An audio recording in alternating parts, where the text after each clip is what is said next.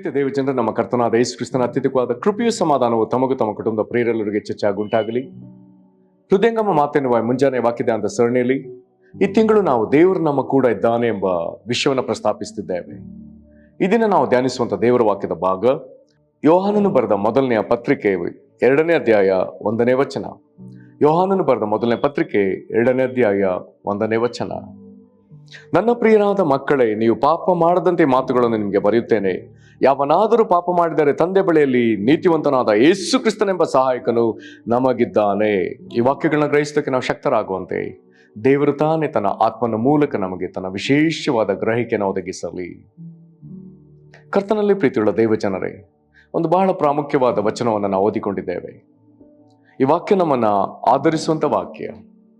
ಯಾರನ್ನ ಆಧರಿಸ್ತದೆ ಎಂಬುದಾಗಿ ಕೇಳಿದರೆ, ನಾವು ಯೇಸು ಕ್ರಿಸ್ತನ ನಂಬಿದ ಮೇಲೆಯೂ ಪರಿಶುದ್ಧ ಜೀವಿತವನ್ನು ಜೀವಿಸ್ತಿರುವಾಗಲೇ ನಾವು ಅನೇಕ ಸರ್ತಿ ದುಡುಕಿ ಪಾಪ ಮಾಡುವವರು, ಪಾಪ ಮಾಡಿದ ಮೇಲೆ ಕಂಗೆಟ್ಟು ಹೋಗುವವರು, ಹೆದರಿಕೊಳ್ಳುವವರು. ಅಯ್ಯೋ, ನಾನಿಂತ ಒಂದು ಪಾಪವನ್ನು ಮಾಡಿಬಿಟ್ನಲ್ಲ, ನನ್ನ ಗತಿ ಏನೆಂಬುದಾಗಿ ನಾವು ಹೆದರಿಕೊಳ್ಳುವವರು, ನಡುಗುವವರು. ಇಂಥವರಾದ ನಮ್ಮನ್ನು ಆಧರಿಸುವಂತೆ ಬರೆಯಲ್ಪಟ್ಟ ಒಂದು ಸೊಗಸಾದ ಮಾತು.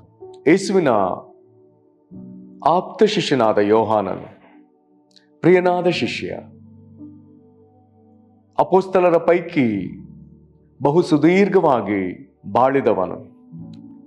ಆತನು ತನ್ನ ವೃದ್ಧಾಪ್ಯದಲ್ಲಿ ಸಭೆಯನ್ನುದ್ದೇಶಿಸಿ ಸಭಿಕರಿಗಾಗಿ ಆತನು ಅನೇಕ ಆದರಣೆ ಮಾತುಗಳನ್ನ ನುಡಿದವನು. ನಾವು ನಮ್ಮ ವಿಶ್ವಾಸವನ್ನು ಕಾದುಕೊಳ್ಳುವುದಕ್ಕಾಗಿ ಬಹಳ ಶ್ರೇಷ್ಠವಾದ ಬರವಣಿಗೆಗಳನ್ನು ಬರೆಯುವಂತೆ ದೇವರು ಆತನನ್ನು ನೇಮಿಸಿದ್ದಾನೆ. ಇಲ್ಲಿ ಆತನು ಬರೀತಿದ್ದಾನೆ, ತಪ್ಪು ಮಾಡಿದವರನ್ನು ಆತನು ಕರೆಯುವಂತ ಒಂದು ರೀತಿ ಬಹಳ ಸೊಗಸಾಗಿದೆ. ಒಬ್ಬ ತಪ್ಪು ಮಾಡಿದ ಮನುಷ್ಯನು ಸಮಾಜದಲ್ಲಿ ಸಿಕ್ಕಿಕೊಂಡ್ರೆ ಯಾರೊಬ್ಬರು ಅವನನ್ನು ಒಳ್ಳೆ ಮಾತಿನಿಂದ ಮಾತನಾಡುವುದಿಲ್ಲ. ಒಂದು ವೇಳೆ ಪೊಲೀಸರ ಕೈಗೆ ಅವನನ್ನು ಒಪ್ಪಿಸಿಕೊಟ್ರೆ ಪೊಲೀಸರು ಅವನನ್ನು ಒಳ್ಳೆಯ ಮಾತುಗಳಿಂದ ಮಾತನಾಡುವುದಿಲ್ಲ. ಅವನ ಕುರಿತಾದ ವಿಷಯ ಪ್ರಸ್ತಾಪ ಕೋರ್ಟಿಗೆ ಹೋದರೆ ಅಲ್ಲಿಯೂ ಅವನಿಗೆ ಒಂದು ಒಳ್ಳೆಯ ಸ್ಥಾನಮಾನ ಸಿಕ್ಕುವುದಿಲ್ಲ. ಆದ್ರೆ ಒಬ್ಬ ತಪ್ಪು ಮಾಡಿದ ಮನುಷ್ಯ, ಪಾಪ ಮಾಡಿದ ಮನುಷ್ಯನಿಗೆ ಇಲ್ಲಿ ಅಪೊಸ್ತಲನಾದ ಯೋಹಾನನು ಹೀಗೆ ಹೇಳ್ತಿದ್ದಾನೆ, ನನ್ನ ಪ್ರಿಯರಾದ ಮಕ್ಕಳೇ. ಇದು ಬಹಳ ವಿಚಿತ್ರವಾದ ವಿಷಯ. ಆತನು ಏನ್ ಹೇಳ್ತಿದ್ದಾನೆ ಅವರಿಗೆ, ನೀವು ಪಾಪ ಮಾಡದಂತೆ ಮಾತುಗಳನ್ನು ಬರೀತೇನೆ. ಯಾವನಾದರೂ ಪಾಪ ಮಾಡಿದರೆ, ನೀವು ಪಾಪ ಮಾಡಬಾರ್ದೆಂಬುದಾಗಿ ಪ್ರಿಯರಾದ ಮಕ್ಕಳೇ ಬರೆದಿದ್ದೇನೆ.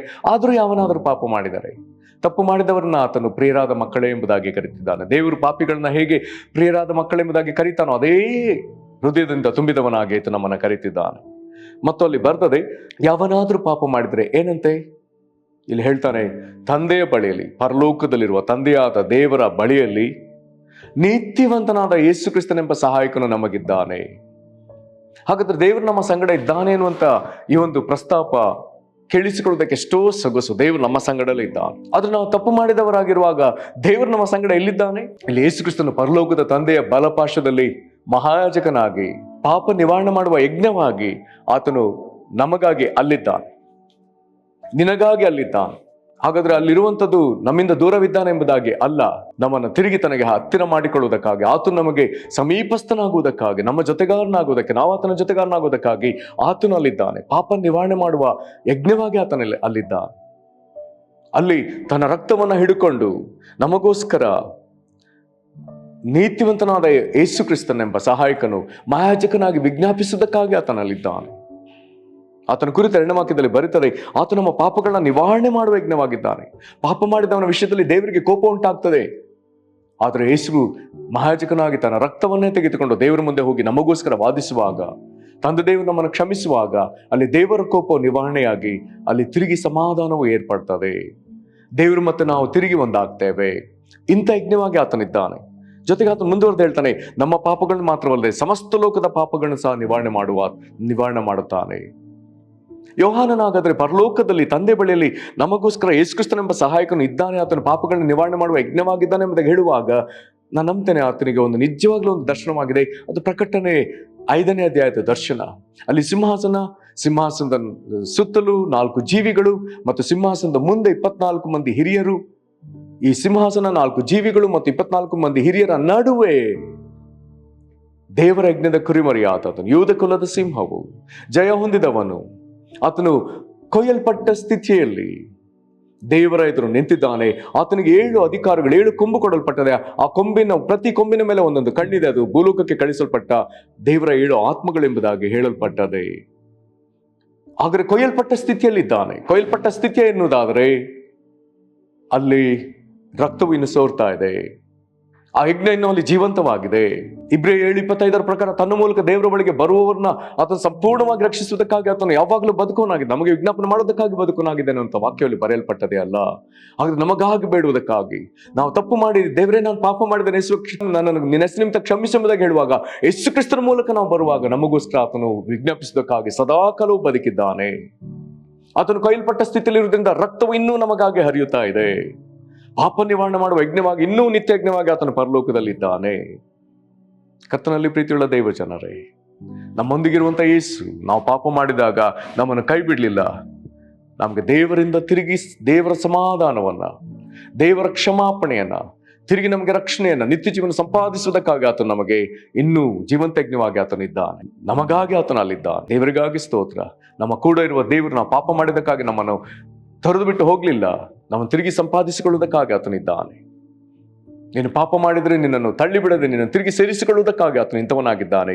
ನಾವು ಮಾನಸಾಂತರದೊಂದಿಗೆ ಆತನ ಬಳಿಗೆ ಬರೋಣ, ಪ್ರಾರ್ಥನೆ ಮಾಡೋಣ. ಮಹಾಕೃಪೆಯ ಪರಲೋಕ ತಂದೆಯೇ, ಎಂತಹ ಆದರಣೆ ವಾಕ್ಯವನ್ನು ನಮಗೆ ಹೇಳಿದ್ದಿ ಸ್ವಾಮಿ. ನಾವು ಪಾಪ ಮಾಡಬಾರದೆಂಬುದಾಗಿಯೇ ನಮ್ಮನ್ನು ಪ್ರಿಯರಾದ ಮಕ್ಕಳೆಂಬುದಾಗಿ ಕರೆದಿದ್ದಿ.